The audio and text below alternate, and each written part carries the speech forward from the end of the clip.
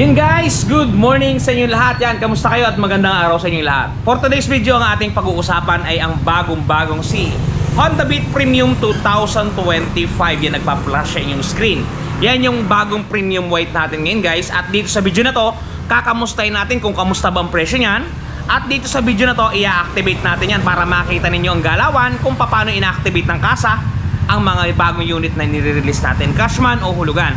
Okay guys, doon sa mga hindi pa naka-experience kung paano mag-release ang kasa, dito sa video to guys, matutunghayan ninyo kung paano ang ginagawa namin. Okay, bago natin yan, bago natin tirahin at kanayin, syempre, intro muna tayo.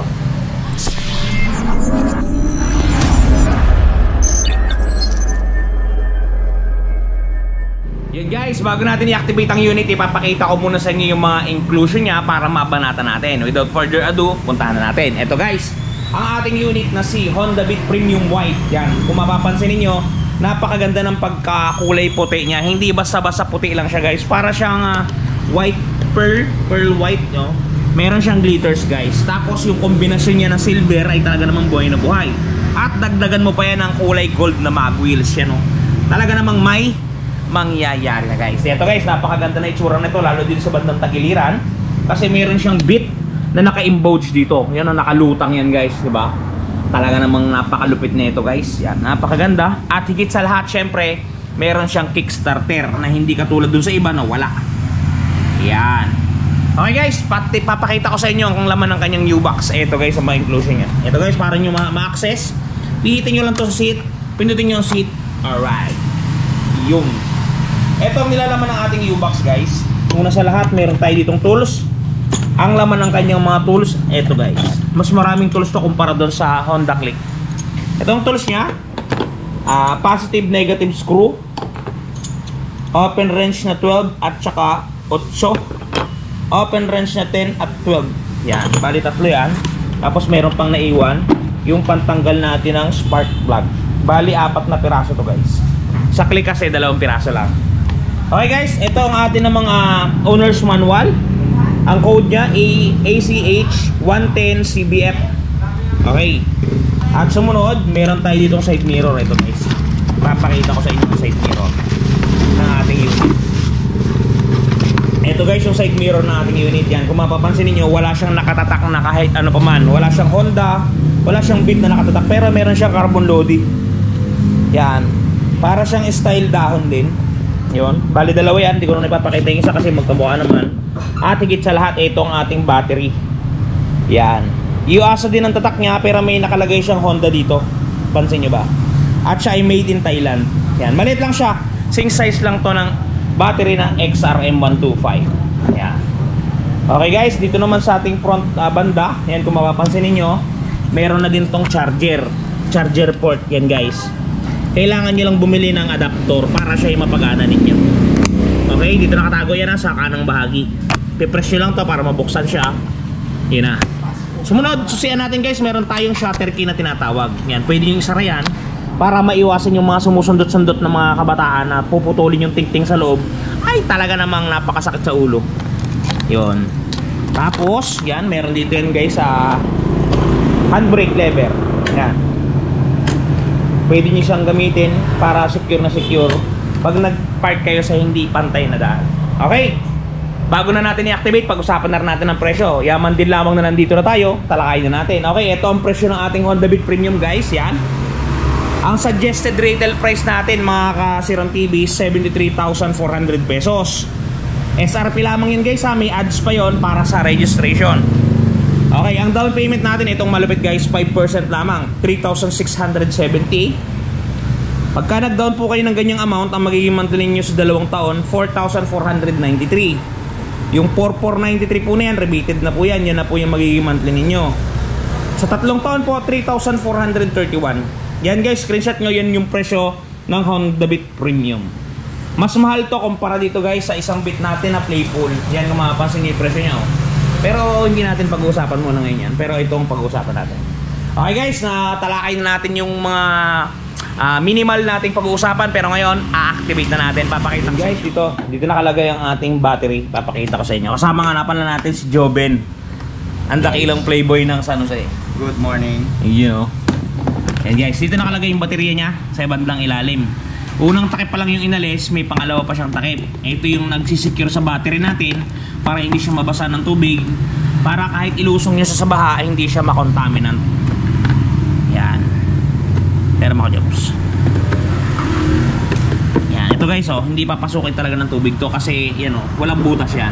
At dito nga pala sa ilalim yan, meron niyang fuse guys, yung reserbang fuse, at may pantanggal yan ng fuse. Okay, ito yung lagay ng baterya natin.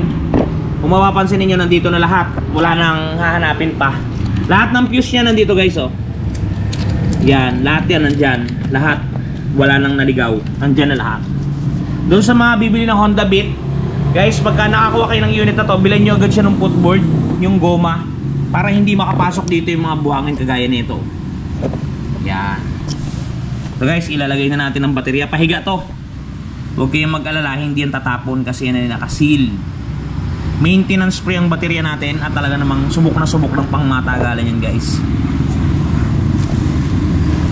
Okay, tuntog pa ako.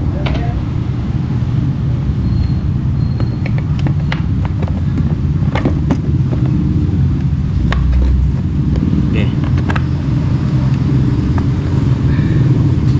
Naipit. Yan. Dalawang kamay na to guys. So, ito hindi pa kumabit, ewan na lang. Yan. Nakapahiga talaga yung pagkakadesign nyo sa kanya, hindi siya nakapatayo. Ang sabi ng gumawa, mas maganda raw pag nakahiga.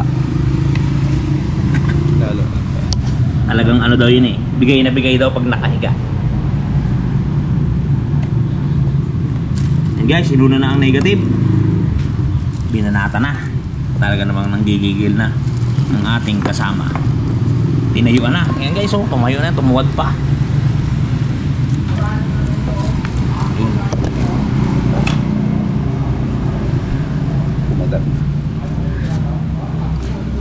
Sunod natin siyempre yung positive. Ayan.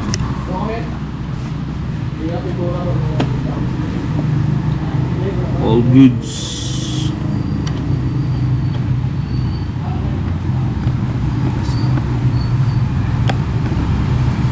Mas maganda sana kung katulad nung sa Raider, no?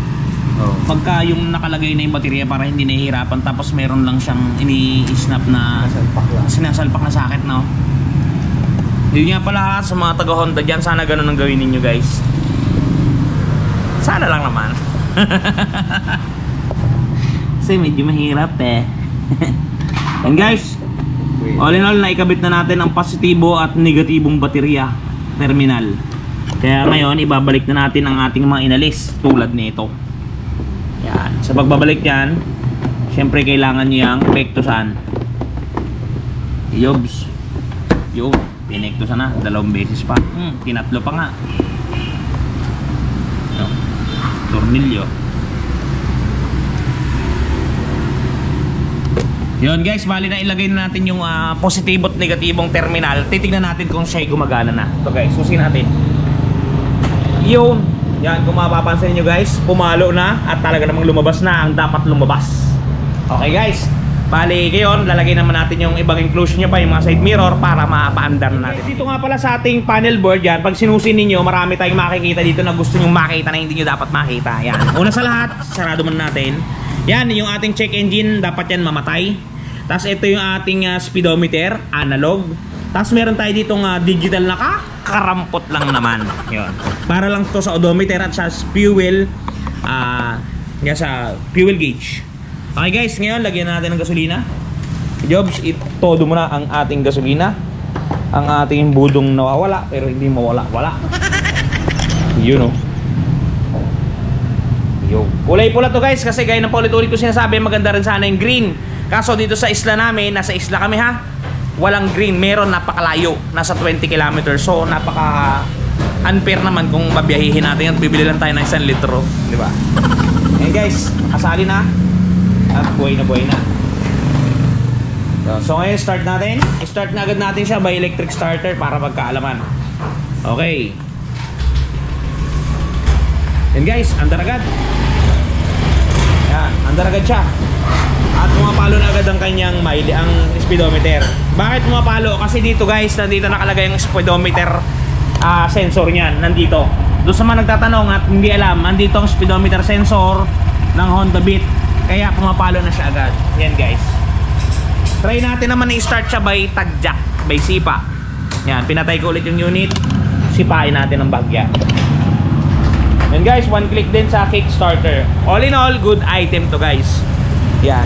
Ito yung andara niya, pakinggan ninyo. Air cooled nga pala to guys ha, air cooled. Wala siyang coolant, air cooled siya. Yan. Yan yung andara natin guys. Napakaganda.